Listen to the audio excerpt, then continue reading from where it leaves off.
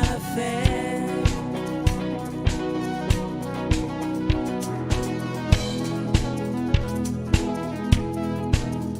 Qui ramène la paix dans la confusion, qui rend l'orphelin enfant bien-aimé. C'est le roi de gloire, il est le roi des rois.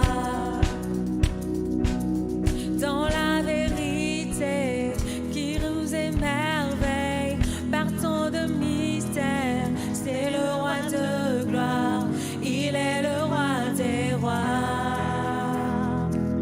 Quelle grâce incomparable, quel amour infini,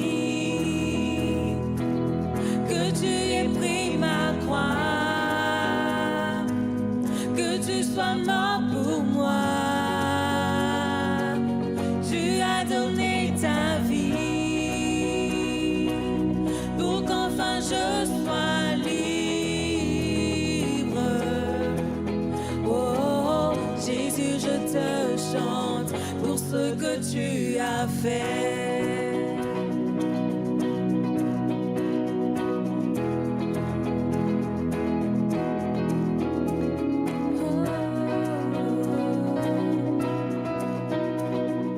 Digne est l'agneau sacrifié, digne est le roi qui a vaincu la mort. Digne est l'agneau sacrifié, digne est le roi qui a vaincu la mort. Digne est l'agneau sacrifié, digne est le roi qui a vaincu la mort. Digne est l'agneau sacrifié, digne, digne, digne, quelle grâce incomparable, quel amour infini, que tu aies pris ma croix, que tu sois mort pour moi. Tu as donné ta vie pour qu'enfin je sois libre. Oh, Jésus, je te chante pour ce que tu as fait.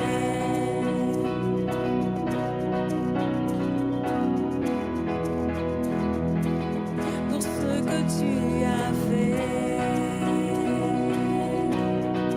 Oh, pour ce que tu as fait. On est sur une thématique autour de la vie de l'esprit, autour de l'exercice des dons spirituels.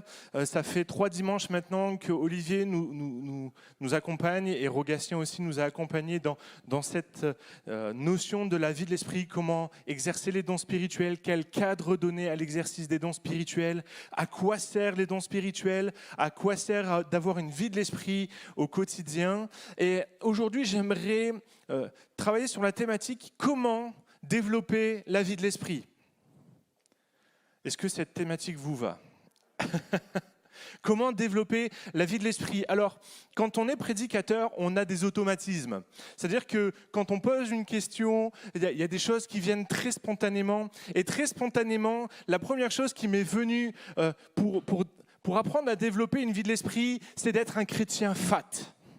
Est-ce que vous êtes des chrétiens fat? C'est quoi être un chrétien fat? Vous posez les bonnes questions. Fat, en anglais, c'est quelqu'un qui est fort, qui est costaud. Les fat personnes, comme on voit sur la photo, c'est les personnes qui sont musclées. Mais dans le vocabulaire de Paul, être un chrétien fat, c'est un acronyme.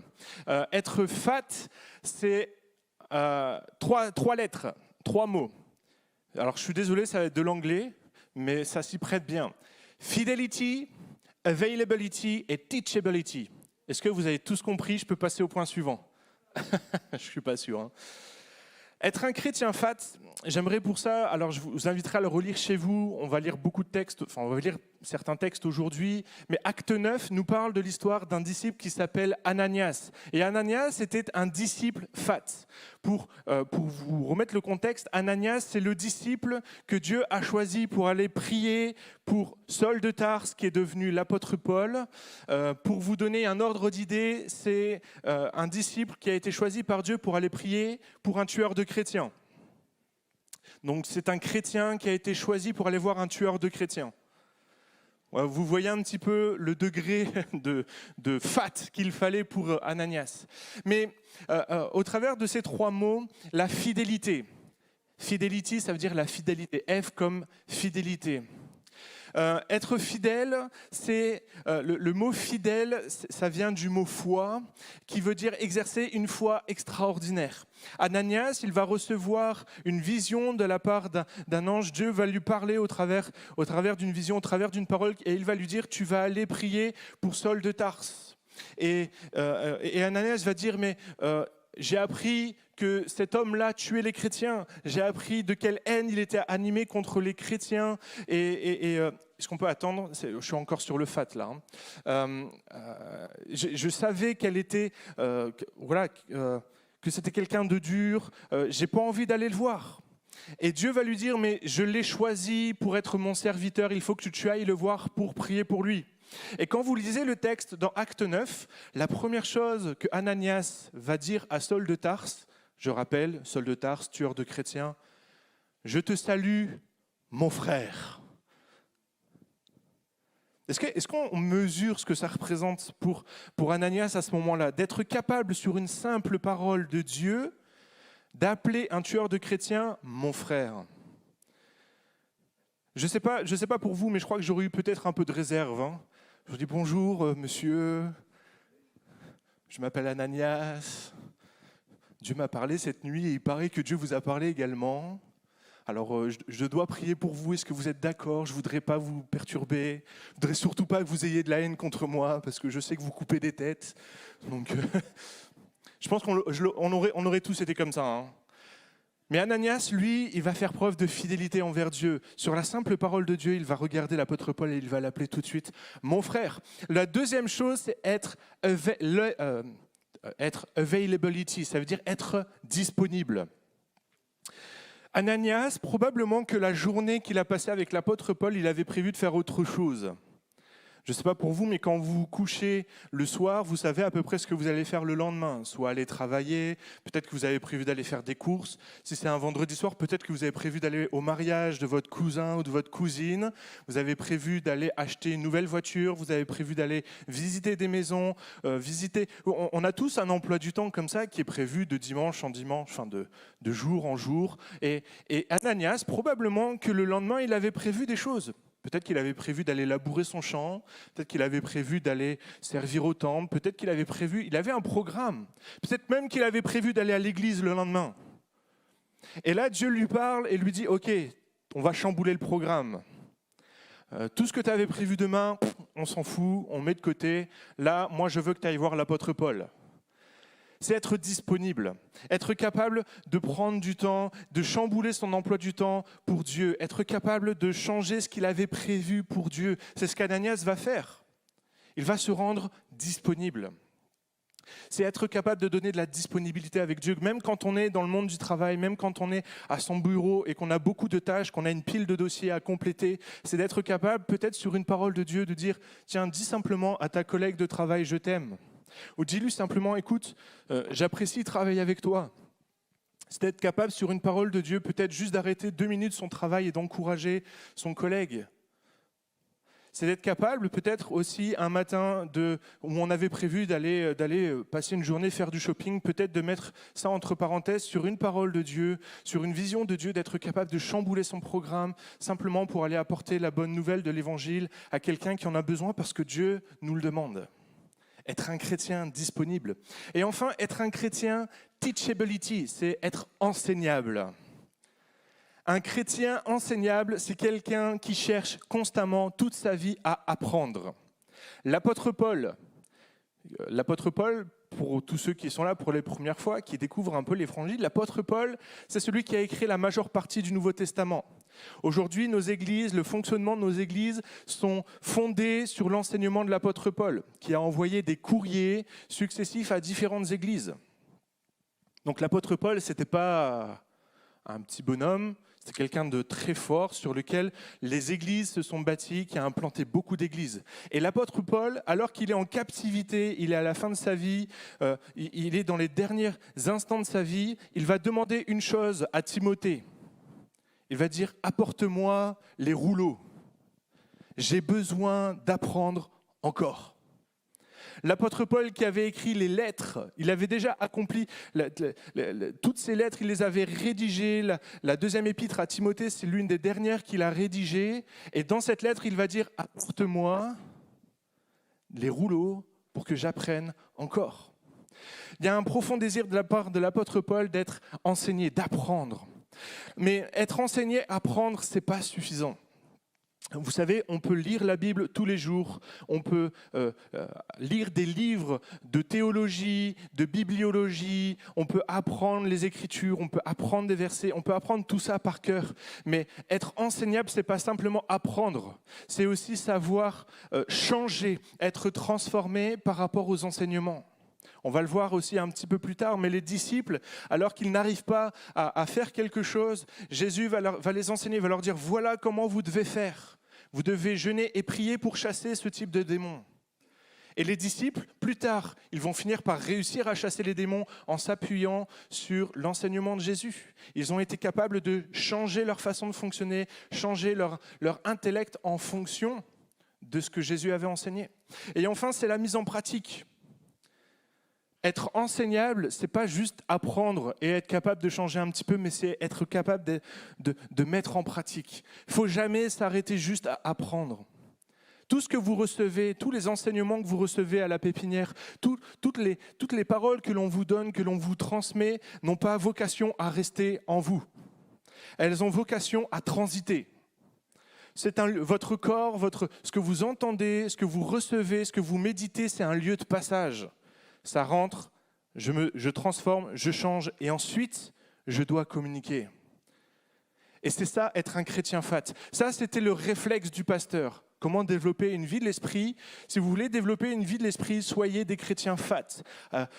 Acceptez d'être enseigné, acceptez d'être fidèle, acceptez d'être disponible. Ça, c'est la base. Je sais que j'en avais déjà parlé. Et c'est la base de tout. Vous êtes obligés. Excusez-moi, je suis directif, mais ça, c'est la base. Vous voulez développer une vie d'esprit, c'est la base. Soyez des chrétiens fat. On va aller un peu plus loin, maintenant que j'ai donné les bases. La vie de l'esprit se vit dans l'inconfort. La vie de l'esprit se vit dans l'inconfort. En illustration, j'ai mis cet homme qui est entouré d'un cercle. Vous savez que dans la psychologie, on va dire, on parle, la zone de confort, c'est cette zone où on est rassuré, où tout est stabilisé. On a tous besoin de cette zone de confort. C'est notre routine, c'est notre train-train quotidien, c'est nos habitudes. Cette zone de confort-là, elle est accessible pour tout le monde. C'est là où on se sent bien. Souvent, c'est chez soi, assis dans son canapé, tranquillement. Ça, c'est notre zone de confort. Mais la vie de l'esprit va s'exercer quand on va sortir de cette zone de confort. Pourquoi? C'est ma petite pause. Pourquoi? Parce que la base de la vie de l'esprit, je l'ai dit, c'est la fidélité. Et la fidélité, c'est quoi? C'est exercer la foi. Et la foi s'exerce dans l'inconfort. Alors, j'ai mis en illustration trois images. La première, en fait, quand vous lisez l'épître aux Hébreux au chapitre 11, vous avez une liste de héros, une liste de personnes qui sont reconnues comme ayant exercé une foi extraordinaire. Et j'ai juste pris les trois premiers et je voudrais juste vous montrer à quel point leur foi les a mis dans une zone d'insécurité, d'inconfort. La première personne, c'est Abel. Abel, il nous est dit que c'est par la foi qu'il offrit une offrande à Dieu et cette offrande a été reçue favorablement par Dieu. Mais en exerçant sa foi, qu'est-ce qui s'est passé? Il est rentré en conflit avec son frère. je ne suis pas convaincu que ça ait été très confortable pour lui. La foi d'Abel l'a amené dans une zone d'inconfort, de conflit avec sa famille, avec ses proches. La deuxième personne, c'est Noé. Noé, sur la parole de Dieu, parce qu'il avait une foi en Dieu, parce qu'il avait foi en la parole de Dieu, il s'est mis à construire une arche. Il n'avait jamais plu. Le mot déluge n'évoquait rien. Quand on parlait de déluge, on ne savait pas, il n'avait jamais plu. Et Noé, va commencer à construire un bateau au milieu probablement des champs.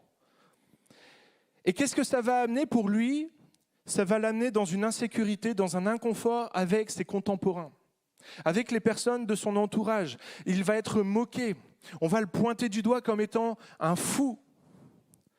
La foi de Noé ne l'a pas juste amené à construire une arche, ça l'a emmené dans une zone d'inconfort, dans une insécurité. La troisième personne, c'est Abraham. Abraham, on le dit, c'est le père de la foi. Mais l'histoire d'Abraham commence par cette phrase « Va dans le pays que je t'indiquerai ». Et il y a cette phrase qui est extraordinaire. Abraham partit sans savoir où il allait. Abraham, c'était un homme puissant. Abraham, il avait de nombreux troupeaux. C'était quelqu'un d'imposant, qui imposait par sa fortune, par les richesses qu'il avait, par les troupeaux qu'il avait. Il avait de nombreux serviteurs, il avait certainement de nombreux bâtiments. Bref, c'était quelqu'un qui avait réussi sa vie, ou réussi dans la vie. Et Dieu va lui dire, Abraham, c'est comme ça qu'il s'appelait, Abraham, pars. Tu quittes tout ce que tu as et tu pars. Et Abraham va partir sans savoir où il allait. Et ça le met dans une zone d'inconfort. Il va quitter son confort matériel, il va quitter ses habitudes, quitter son train-train pour se mettre dans une situation inconfortable. J'aimerais te poser cette question ce matin. À quel point tu es confort ? Est-ce qu'aujourd'hui, ta foi est confortable ? Dans quel confort tu t'es installé au niveau de ta foi ? Je vais être piquant ce matin, vous allez voir au fur et à mesure que ça va être de plus en plus piquant. Mais j'aimerais te poser cette question-là et je vais être peut-être un peu directif, mais si aujourd'hui tu es confort dans ta foi, pose-toi une question. Est-ce que je suis vraiment un disciple de Christ ? Est-ce que je suis fat, disponible, enseignable, fidèle, comme Dieu me le demande ? La foi s'exerce dans l'inconfort. Et la foi, c'est la base de tout. Pourquoi ? On est là sur la thématique de développer la vie de l'esprit. Et donc, si la foi nous met dans une situation inconfortable, alors la vie de l'esprit nous emmène dans un inconfort. Si vous voulez développer votre vie de l'esprit, si vous voulez grandir dans la vie de l'esprit, il va falloir sortir de votre zone de confort pour rentrer dans un inconfort. J'aimerais qu'on puisse afficher la diapositive suivante. Vivre une vie d'inconfort, c'est accepter d'être dérangé. J'ai parlé d'Ananias, mais Ananias, il a été réveillé en pleine nuit. Ananias, il a été dérangé dans son emploi du temps. Mais vivre cette vie d'inconfort, cette vie d'esprit, c'est accepter d'être dérangé. Pas seulement de temps en temps quand je suis disponible, mais c'est être capable d'être à la disposition de Dieu quand il me le demande, être capable d'être dérangé. La deuxième chose, c'est être capable aussi d'être dérangé. Si tu peux m'afficher la diapo suivante, s'il te plaît. Être capable d'être dépassé dans notre culture. L'image que vous voyez, c'est ce qu'on appelle une gravure, une peinture, un dessin, vous appelez ça comme vous voulez, mais c'est Pierre qui va se retrouver face à une nappe. Et sur cette nappe, vous savez que Pierre, c'est un juif. Les juifs ont une vie régie par des lois. Cette loi, elle est devenue culturelle. Aujourd'hui, quand vous vous adressez à des juifs, culturellement, ils vont s'abstenir de manger du porc, de manger des choses impures. C'est imprégné dans leur culture. C'est une part importante. C'est comme manger un colombo, quoi. C'est la même chose, c'est part de la culture. C'est comme manger un tacos, c'est part de la culture. Pour les Juifs, manger du porc, c'est impossible, c'est part de leur culture. Et là, on va présenter à Pierre une nappe avec plein d'animaux impurs. Et l'ange va dire « tu manges ». La Pierre va te dire non, je n'ai jamais rien mangé d'impur, moi je respecte la loi, je suis un juif intègre, je ne veux rien manger d'impur. Et il va répéter, tu manges. Et il va y avoir cette déclaration, ne déclare pas impur ce que j'ai déclaré pur. Être capable d'exercer les dons spirituels, être capable de vivre une vie de l'esprit, c'est être capable de dépasser notre culture. Toute la lecture de la Bible, tout ça, on lit la Bible, on lit les Écritures selon notre culture. Croyez-moi, si vous allez voir des chrétiens qui sont en Chine, qui sont planqués parce qu'ils n'ont pas le droit d'exercer leur foi, la lecture de la Bible n'est pas du tout la même que pour nous. Si vous allez voir des chrétiens qui habitent au Sénégal, au Togo, en Afrique du Sud, en Amérique du Sud, aux États-Unis, au Canada, en Angleterre, je suis convaincu que leur lecture de la Bible, pourtant on a presque la même, dans les grandes lignes on a la même, mais leur lecture est différente. Pourquoi ? Parce qu'on lit notre Bible selon notre culture. Et parfois, on a enfermé l'esprit dans notre culture. Et on croit que la vie de l'esprit s'exerce comme ça, parce que c'est comme ça que Dieu agit.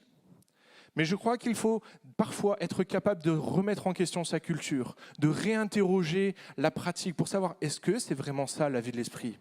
Est-ce que je suis vraiment dans une situation d'être enseigné, d'être disponible ? Est-ce que c'est vraiment ça que Dieu me demande ? Est-ce que c'est vraiment comme ça que s'exercent les dons spirituels ? Être capable d'être remis en question dans sa culture. Et le dernier point, c'est être capable de passer au-dessus de nos peurs. Ici. Imagine, je vais prier pour le frère qui a mal, je vais prier et imagine, il n'est pas guéri. Ou alors il y a une personne qui est possédée, qui vient et on me demande de prier pour elle pour que le démon soit chassé. Et si le démon se jette sur moi ? Ou alors j'ai une parole sur le cœur et Dieu m'a dit, voilà, il faut que tu donnes cette parole à telle personne. Et puis je vais voir telle personne, je lui donne ce que j'ai reçu, puis la personne me regarde et fait « Ça veut rien dire ton truc. Je ne sais pas pourquoi tu me dis ça. » Je ne suis pas sûr que ça soit très confortable. Hein. Il y a des prophètes qui l'ont vécu. Leur vie tout entière s'est retrouvée dans cette instabilité. Et si ? Mais qu'est-ce qu'on va dire de moi ? Qu'est-ce que la personne va penser de moi si je lui dis ça ? J'ai reçu une parole de connaissance, je connais la situation de la personne et Dieu me dit, va la voir et parle-lui. Et puis la parole que j'ai reçue, ce n'est pas quelque chose de très confortable. J'ai reçu que tu as trompé ton conjoint. Et imagine, ce n'est pas vrai. Être capable de dépasser nos peurs. Combien de fois tu as retenu une parole de Dieu parce que tu avais peur de la donner, parce que tu avais peur de la réaction, parce que tu avais peur simplement de te tromper, ou parce que ce que tu avais reçu, tu dis non, c'est pas de Dieu, c'est de moi, j'ai trop peur de la donner. Combien de fois on n'a pas partagé tout simplement parce qu'on avait peur ? On avait peur de quoi ?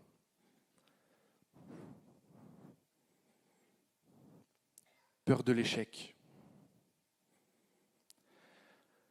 On a un rapport à l'échec extrêmement sensible.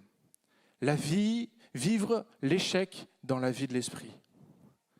Est-ce que vous savez qu'il est possible de se tromper dans la vie de l'esprit ? Est-ce que vous savez qu'il est possible de passer à côté ? Tout n'est pas facile dans la vie de l'esprit. Vous savez, Paul va dire aux Thessaloniciens qu'il faut examiner toutes choses. Examiner les paroles qui sont données, examiner les paroles qui sont reçues. Pourquoi ? Parce que quand un don est donné, on dit toujours qu'il y a la part de Dieu, il y a la part du spirituel de ce que Dieu voulait te partager. Puis il y a la part de l'homme. Chaque don que vous donnez, chaque moment de vie de l'esprit que vous partagez, il y a la part du spirituel qui est bon, qui est bénéfique pour l'homme, et il y a la part de ce qui est corrompu par notre être. Olivier le disait très bien la semaine dernière, mais l'exercice des dons spirituels, l'exercice de la vie de l'esprit démarre par quelque chose qui vient de l'intérieur, une envie, un empressement à vouloir bénir. Mais je vous rappelle que même si Jésus-Christ est mort à la croix et qu'il nous a transformés, nous continuons à avoir une chair corrompue. Et quand nous partageons un message qui est corrompu. Le message que je vous délivre ce matin, il est profondément corrompu par Paul, par moi, par ce que je suis. Et c'est pour ça qu'il est important qu'à chaque fois que vous recevez un message, vous puissiez prendre ce qui vient de Dieu, prendre ce qui est profondément spirituel, ce qui est inspiré par Dieu, ce qui est inspiré par les Écritures, et laisser de la part de ce qui est de l'homme. C'est pour ça qu'il y a des échecs dans la vie de l'esprit, parce que des fois, on n'est pas capable de faire cette distinction. On va voir qu'il y a trois types d'échecs. Le premier échec, on en a parlé en introduction, mais on n'y arrive pas. On est face à une situation où la vie de l'esprit nécessiterait d'être exercée, mais on n'y arrive pas. Jésus descend de la montagne de la transfiguration, il vient de se passer quelque chose de glorieux pour 3 disciples. Ils ont vu Élie, ils ont vu Moïse, et puis ils étaient aveuglés, ils étaient perdus dans ce qu'ils ont vu, et ils sont en train de redescendre. Et là, les disciples amènent à Jésus quelqu'un en disant, lorsqu'ils furent arrivés, on va le lire, Matthieu 17, lorsqu'ils furent arrivés près de la foule, un homme vint se jeter à genoux devant Jésus et dit, « Seigneur, aie pitié de mon fils qui est lunatique et qui souffre cruellement. Il tombe souvent dans le feu et souvent dans l'eau. Je l'ai amené à tes disciples et ils n'ont pas pu le guérir. » Échec. Les disciples sont dans une situation d'échec. Et donc, qu'est-ce que doit faire Jésus à ce moment-là ? Enseigner, apprendre. On va lire au verset 20 la réponse que Jésus va donner à ses disciples. En fait, Jésus va guérir, Jésus va chasser le démon et Jésus va restaurer le Fils. Voilà. Et ensuite, les disciples vont venir voir Jésus et ils vont dire, mais pourquoi est-ce qu'on n'a pas réussi ? Et Jésus va leur dire, ce type de démon-là, il faut le jeûne et la prière. Et vous pouvez lire ça au verset 20, je ne sais pas, peut-être qu'il va s'afficher. Mais l'enjeu est là, c'est d'être capable d'apprendre, d'être capable de recevoir. Oui, ça arrive que parfois, il y a une personne qui souffre, qui a mal à sa jambe, on vient, on impose les mains, on prie pour la personne, puis la personne, elle n'est pas guérie. Peut-être que ça t'est déjà arrivé de prier pour une personne, de poser ta main sur elle parce qu'elle avait un cancer, parce qu'elle avait une maladie, parce qu'il y avait quelque chose d'incurable, et on pose les mains sur la personne, on prie avec foi, on sait que Dieu peut guérir. On est en train d'exercer. Et Dieu ne guérit pas. Il n'y a pas de guérison. Et on est face à l'échec, comme ses disciples. On dit, mais j'ai prié, j'ai fait preuve de foi. Pourquoi ça ne marche pas ? Puis on doit se laisser enseigner par Jésus. Et on verra plus tard peut-être une réponse à cette question. La deuxième situation, c'est qu'on pense savoir. On pense y arriver. Quand vous lisez l'épître aux Corinthiens, la première épître aux Corinthiens, vous vous rendez compte que les Corinthiens, pour rappel, l'épître aux Corinthiens, c'est sur ce texte-là dont Olivier s'est basé la semaine dernière pour parler du cadre biblique de l'exercice des dons. Et les Corinthiens avaient tous les dons spirituels. Tous. Ça, à mon avis, c'était extrêmement charismatique. Probablement, quand vous rentrez dans l'église de Corinthe, certainement que ça devait parler en langue très fort, certainement qu'il devait y avoir beaucoup de manifestations de l'esprit, beaucoup de parler en langue, beaucoup de prophéties, beaucoup de tout ça. Et les Corinthiens exerçaient ça, mais avec une grande liberté. Et l'apôtre Paul envoie un courrier à un Corinthien et va dire cette chose. Quand je parlerai les langues des hommes et des anges, si je n'ai pas la charité, si je n'ai pas l'amour, je suis un airain qui résonne, une cymbale qui retentit. Moi, je suis convaincu que cette phrase-là, ce verset-là, ce que l'apôtre Paul dit à ce moment-là, il est en train de s'adresser aux Corinthiens en disant « C'est bien, vous avez une vie de l'esprit, mais vous passez à côté de quelque chose là. Vous pensez savoir, vous pensez tout bien faire, mais il vous manque quelque chose. Vous pensez être au top, mais il vous manque l'amour. C'est ce que l'apôtre Paul est en train de dire aux Corinthiens. Et parfois, peut-être que dans ta vie de l'esprit, tu es là, tu dis « je suis au top !» Moi, j'exerce les dons spirituels, je donne des paroles, je prie, je reçois des paroles et Dieu m'inspire et tout ça. Et c'est bien, hein? Mais attention. Fais attention parce que quand on est au top, il y a peut-être quelque chose qui cloche. Puis Dieu voudrait rappeler à quelqu'un ce matin, c'est bien d'exercer les dons spirituels, d'avoir des paroles extraordinaires. Mais n'oublie pas une chose, que tout doit démarrer par l'amour. Tout démarre de ça. Si tu exerces les dons spirituels juste pour reprendre, pour te montrer, non, l'amour. C'est la seule motivation valable pour exercer une vie de l'esprit de qualité. Et enfin, il y a ceux qui arrivent, tout parfait, tout bien. Je suis convaincu qu'il y a beaucoup de personnes qui vivent tout bien. On y arrive. On vit une vie d'esprit de qualité, on est motivé par l'amour, on aime profondément l'Église, on aime profondément notre prochain, notre frère, notre sœur qui est assis à côté de nous, et on bout d'amour pour elle, et Dieu nous communique des choses à transmettre, et on est comme ces 70 qui reviennent avec joie en disant « Seigneur, même les démons nous sont soumis en ton nom. On fait tout bien, on a tout réussi. » On est motivé par l'amour, c'est toi qui nous envoies, on sait qu'on chasse au nom de Jésus, c'est pas nous qui faisons le travail, on sait que c'est toi qui le fais Jésus, il n'y a pas de souci, on fait tout en ton nom, on fait tout bien. Pourtant Jésus va dire, ne vous réjouissez pas de ce que les esprits vous sont soumis, mais réjouissez-vous de ce que vos noms sont écrits dans les cieux. Même quand tout va bien, Jésus vient et repose le cadre en disant « Attends, c'est bien ce que tu fais, c'est super. » Jésus va dire à ce moment-là qu'il voyait Satan être précipité. Il a bien remarqué qu'il y avait un combat qui commençait à être remporté sur terre. Il se rendait bien compte que spirituellement, le royaume de Dieu était en train d'avancer sur terre. Mais il va simplement rappeler en disant « Mais attention, ce qui est primordial, ce qui est le plus important et que vous ne devez jamais oublier, ce qui est important, c'est que vos noms soient écrits dans les cieux. » Alors on a un rapport à l'échec qui est très particulier. J'ai nommé 3 situations. Peut-être que tu te retrouves dans une de ces situations-là. Mais j'aimerais vraiment t'encourager en te disant que oui, on a un rapport à l'échec qui est compliqué. Et parfois, on a peur d'exercer les dons spirituels à cause de ce rapport à l'échec, à cause de ça. Mais j'aimerais te poser une question. Mon échec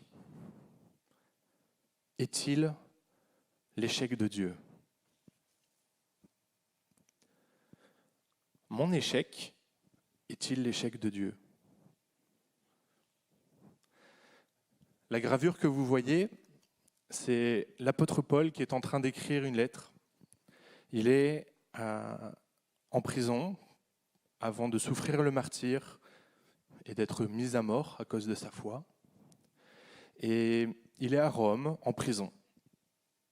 Et pour ceux qui sont habitués à la lecture des évangiles, des actes, l'apôtre Paul, il est en prison pourquoi?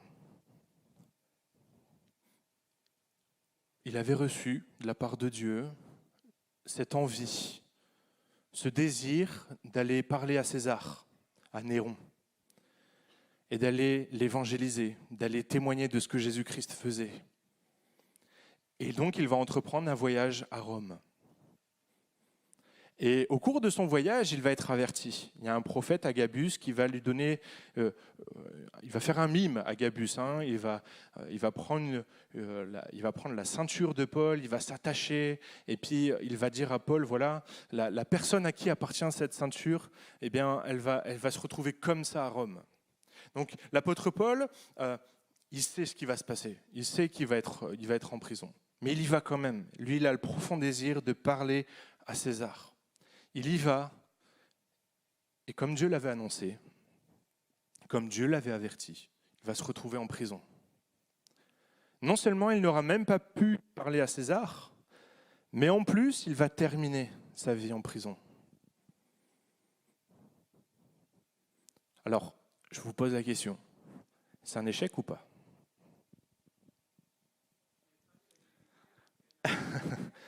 Non mais Henriette, je sais que tu as les bonnes réponses aussi. Mettez-vous à la place de Paul. Soyons humains, soyons des hommes et des femmes. Ok ? Imaginez, vous avez reçu à cœur quelque chose de très fort. Vous vous mettez en œuvre pour faire ce que vous avez reçu de la part de Dieu. Malgré les avertissements qu'on vous donne, vous allez quand même au bout du chemin, vous allez au bout et vous vous retrouvez en prison et vous ne pouvez même pas faire ce que vous avez reçu.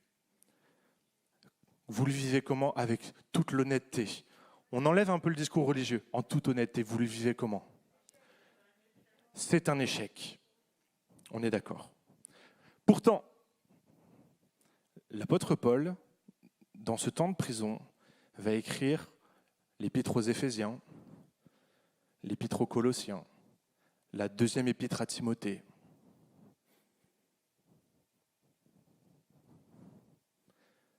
L'apôtre Paul va écrire presque des lettres extraordinaires, inspirées puissamment de Dieu.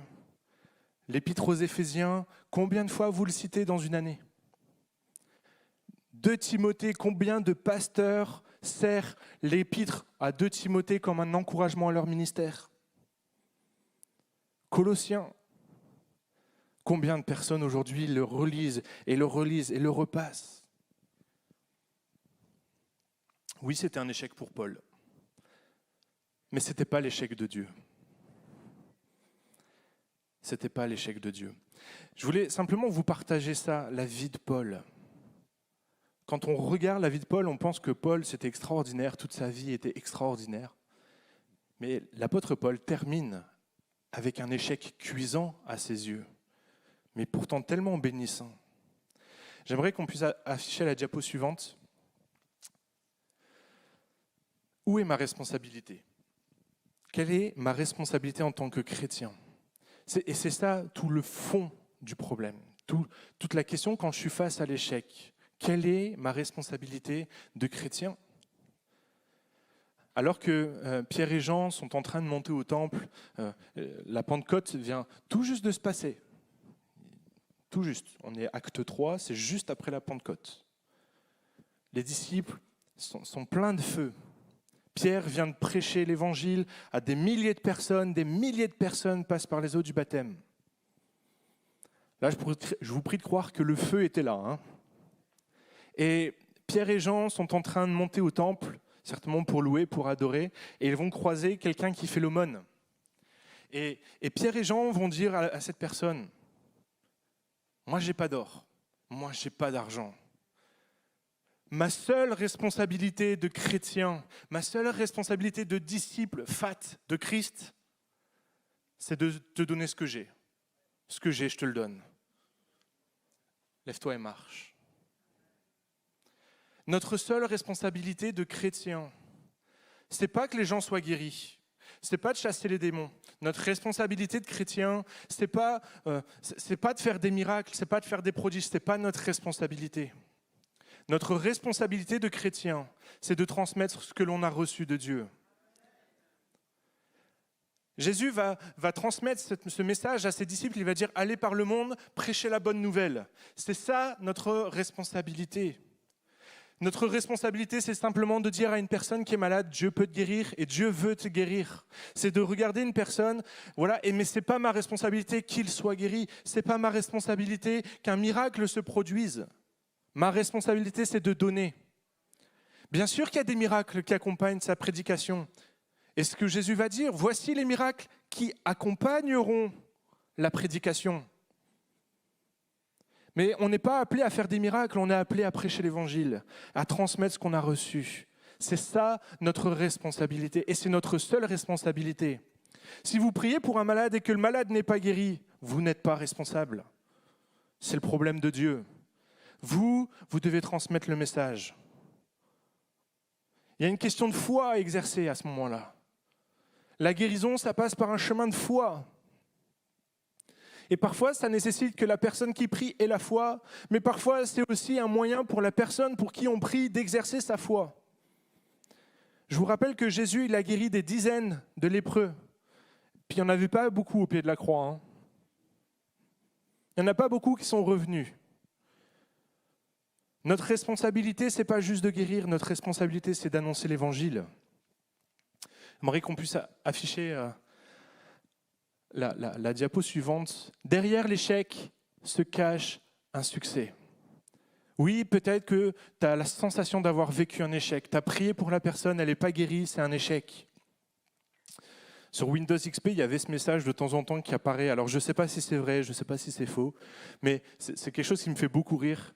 Task failed successfully. Si je devais traduire, ça veut dire la tâche que vous avez souhaité faire a échoué avec succès. Bravo, vous avez échoué avec succès. C'est ça que ça veut dire, hein? Bravo. Vous avez prié pour une personne, la personne n'est pas guérie. Bravo, vous avez échoué avec succès. Pourquoi ? Parce que j'ai réussi à passer peut-être au-dessus de la peur que rien ne se passe et j'ai juste prié pour une personne et c'est quelque chose d'extraordinaire. Dieu m'avait donné une parole, je l'ai transmise à la personne et ma motivation a été de bénir quelqu'un.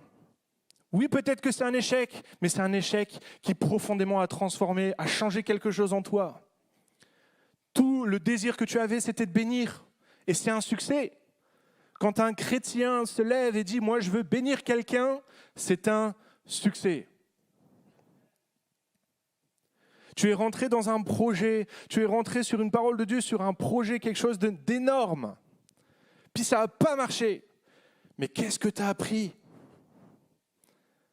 Qu'est-ce que tu as appris dans ce que tu as fait ? Peut-être que tu t'es lancé dans un projet, tu avais à cœur de prêcher, puis tu as commencé à te former, tu as commencé à faire des études bibliques, à suivre des cours, des choses comme ça, puis finalement, tu n'es pas prédicateur. Mais tu imagines la quantité de choses spirituelles que tu as appris au travers de cet échec ? Aux États-Unis, ils ont un principe. Dans leur CV, ils marquent leurs échecs. Parce qu'aux États-Unis, ils savent une chose, c'est que quand il y a un échec, on sait qu'on a appris des choses. Qu'est-ce que tu as appris ? Mon échec n'est pas forcément l'échec de Dieu. Parfois, on traverse une vie d'échecs, on a la sensation qu'il n'y a rien qui marche, mais le nombre de fois où on a appris des choses extraordinaires, tout simplement parce qu'on a traversé l'échec. Alors j'aimerais peut-être terminer, si on peut afficher la diapo. Voilà. Nous avons toute notre vie appris par l'échec. J'ai mis une photo d'un enfant. On est d'accord qu'aucun enfant n'a réussi à marcher du jour au lendemain sans jamais tomber une fois. Mais si on exerçait les dons spirituels ou notre vie de l'esprit comme on a appris à marcher, ou si on apprenait à marcher comme on exerce les dons spirituels, à la première chute, on aurait dit « marcher, c'est pas pour moi. Je vais rester assis, c'est bien. » Mais non, Dieu nous appelle à nous relever. On apprend de nos échecs. Ok, là, je n'avais pas bien mis mes pieds, maintenant je me reprends et je me concentre mieux. Ok, j'avance. J'exerce les dons spirituels. Ok, la personne n'a pas été guérie, mais ce n'est pas grave, je l'ai juste prié. Et puis, rien ne m'empêche de continuer à prier pour elle. Et moi, je crois qu'un jour, elle sera guérie. Et si ce n'est pas sur cette terre, alors ça sera pour l'éternité. Moi, je vais prier pour que le démon soit chassé. Puis parce que je suis chrétien, affermi dans la foi, je sais très bien que le démon ne va pas se jeter sur moi parce qu'il a peur de l'esprit qui habite en moi. Je vais passer au-dessus de ça et je vais apprendre. Et même si je me plante, ce n'est pas grave. J'ai appris et j'avance et je continue. Qu'as-tu appris en exerçant la vie de l'esprit ? Et je voudrais conclure avec ce verset, Romains chapitre 8, verset 23. Nous savons du reste que toute chose concourt au bien de ceux qui aiment Dieu, de ceux qui sont appelés selon son dessein. Alors ce verset, il veut tout. J'ai lu des centaines et des centaines de commentaires sur ce verset. Certains disent que c'est la prospérité. C'est tout concourt au bien. Alors c'est la prospérité. Rien de mal ne peut m'arriver, je vais être riche et célèbre. Ça, c'est ce qu'on appelle l'évangile de la prospérité. Et le jour où vous entendez cet évangile prêché ici, jetez-nous à la porte, le plus urgemment possible. Mettez-nous un coup de pied au derrière et jetez-nous à la porte. C'est qu'on n'a pas compris ce que c'était que l'évangile. la prospérité n'a rien à voir avec l'évangile. Dieu n'a jamais promis qu'il n'y aurait pas d'épreuves. Dieu ne nous a jamais promis des richesses. Dieu ne nous a jamais promis des choses extraordinaires. Dieu ne nous a jamais promis qu'on serait exempt de toute épreuve. Ça n'existe pas dans l'évangile. Toute chose concourt au bien de ceux qui aiment Dieu, ce n'est pas l'évangile de la prospérité. Toute chose concourt au bien de ceux qui aiment Dieu, ce n'est pas l'évangile des bisounours non plus. Où tout est bien, tout va bien, je suis gai, tout me plaît, tout va bien. C'est pas ça. Toute chose concourt au bien de ceux qui aiment Dieu. Ce que veut dire ce verset, c'est que tout ce qui t'arrive, tous les échecs, toutes les épreuves, toutes les galères que tu traverses servent ton bien, servent ta croissance, servent ton évolution, servent à t'apprendre. C'est pas pour rien qu'on s'appelle disciple de Christ. C'est pas pour rien qu'on s'appelle disciple. Un disciple, c'est un élève, c'est un apprenant. Et jusqu'à la fin de ta vie, même la personne la plus âgée, sœur Dorval, encore aujourd'hui, on a encore des choses à apprendre. Pas vrai, ma sœur?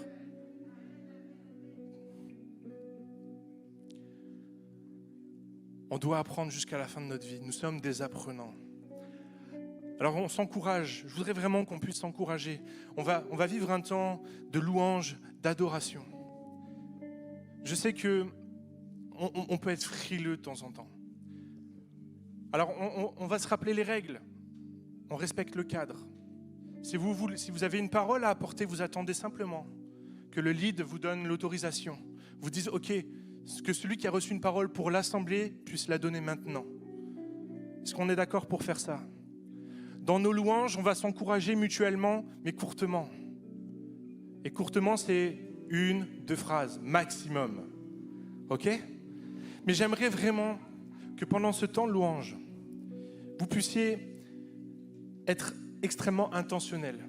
De dire, voilà, mon profond désir, c'est de bénir quelqu'un. Seigneur, qui je dois bénir? Seigneur, donne-moi un nom, donne-moi une personne. Peut-être que ça va être un frère, une sœur de l'église. Peut-être que ça va être quelqu'un qui sert, un membre du groupe de louange, un membre de la technique. Peut-être que c'est un membre de l'équipe pastorale. Ok, Seigneur, tu m'as donné cette personne maintenant. Qu'est-ce que tu veux lui faire? Quelle parole tu veux lui donner? Quel enseignement tu veux lui apporter?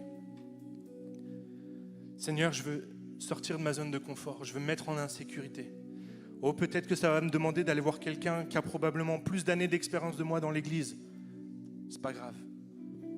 C'est pas ça qui importe. Peut-être que ça va me demander aussi simplement d'aller voir quelqu'un avec qui ça ne matche pas dans le relationnel. Peut-être que ça va me demander aussi de passer au-delà de ma culture, d'aller voir quelqu'un qui ne partage pas ma culture, ma façon de penser. Je vais le voir. Je t'encourage vraiment à vivre cette vie de l'esprit dans cette insécurité, dans cet inconfort. Il n'y a jamais rien d'extraordinaire qui s'est passé quand on est dans notre confort. Pour que Pierre puisse marcher sur l'eau, il a fallu qu'il sorte de son confort de la barque et qu'il marche.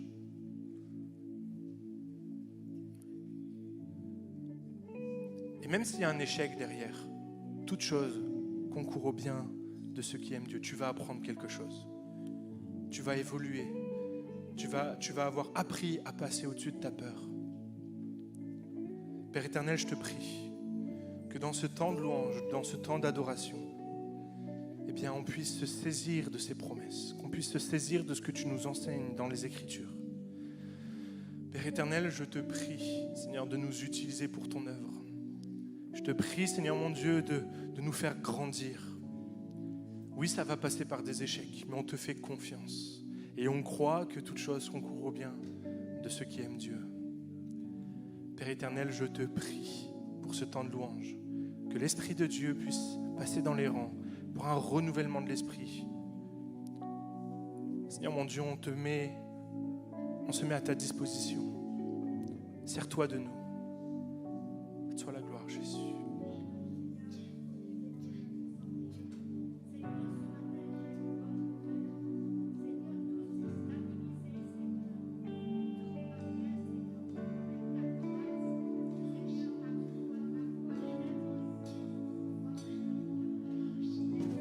Tu m'appelles au-delà des grands dans l'inconnu où les pieds courent. Et je te trouve dans ce mystère, dans l'abîme, ma foi demeure. Et j'invoquerai ton saint nom, mes yeux fixés sur l'horizon. Dans les tempêtes, mon âme reposera en toi. Je t'appartiens et tu es mien.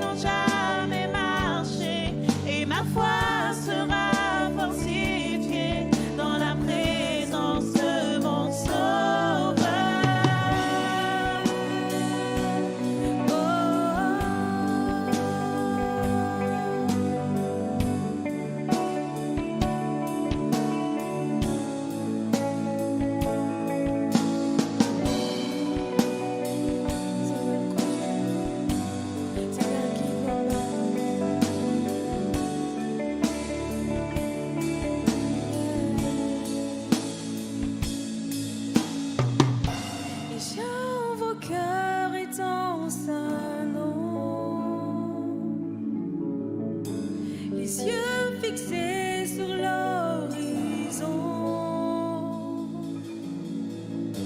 Mon âme reposera en toi, je t'appartiens, et tu es mien.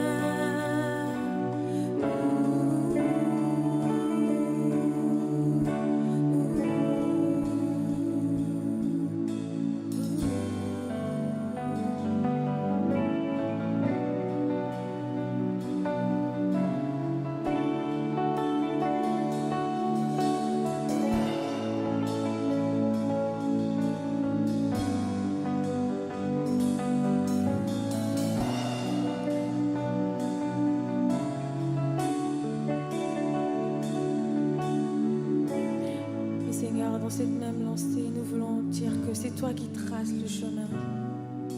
C'est toi qui es là, Seigneur, qui fraye un chemin là où il n'y en a pas.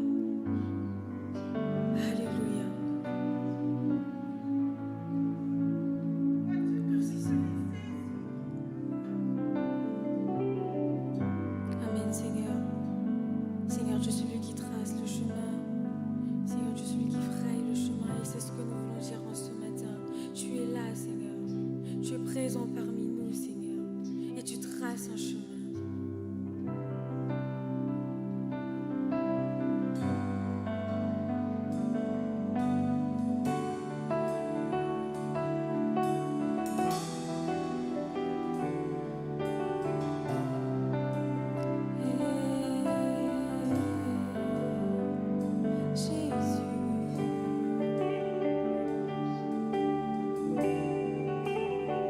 Tu es là, présent parmi nous. Je t'adore, oui je t'adore. Tu es là, agissant parmi nous. Je t'adore, oui je t'adore. Tu es là, présent parmi nous. Je t'adore, oui je t'adore. Tu es là, agissant parmi nous. Je t'adore, oui je t'adore. Tu traces ton chemin au Père des miracles, tu tiens tes promesses, lumière dans les ténèbres, mon Dieu, c'est ce que tu es. Oh, tu traces ton chemin au Père des miracles, tu tiens tes promesses, lumière dans les ténèbres, mon Dieu, c'est ce que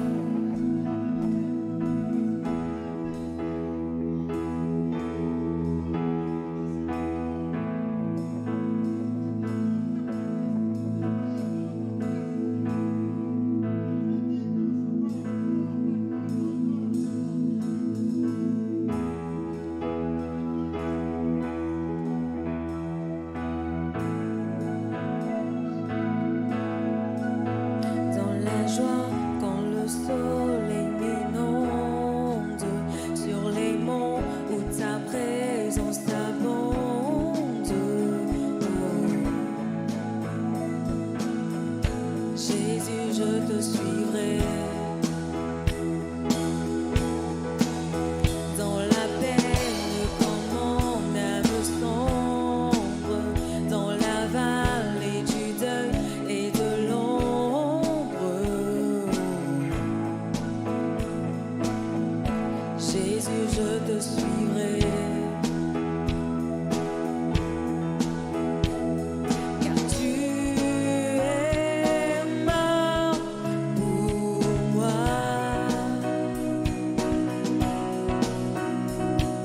Je vivrai pour toi.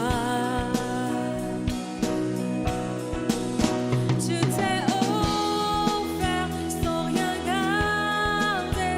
Tu as souffert pour me sauver.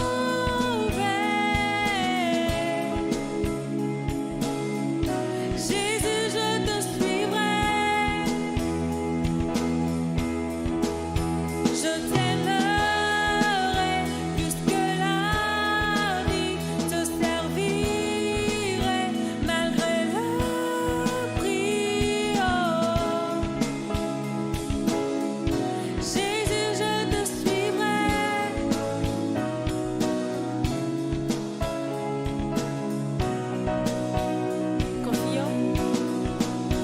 Confiant quand ma foi est profonde, dans le doute quand ma paix semble fondre. Oh.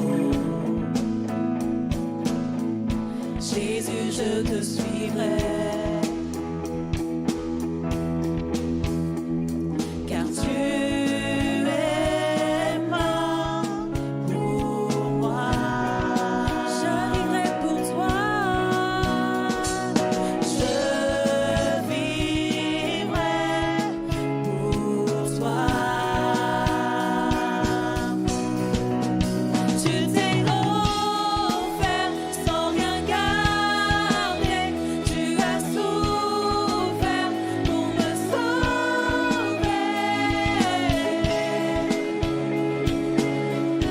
Jésus, je te suivrai.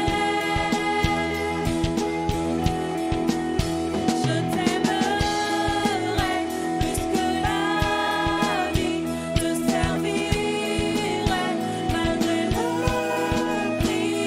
Oh. Jésus, je te suivrai.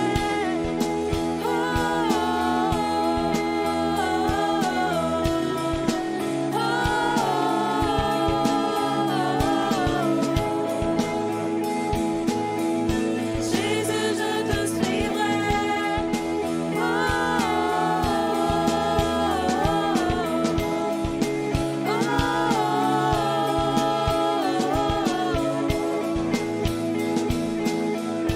Jésus, je te suivrai. Car tu es mort pour moi.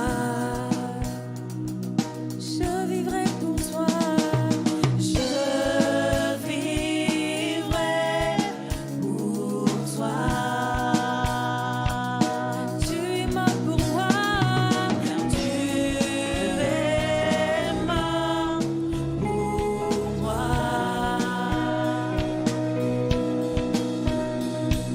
Je vivrai pour toi.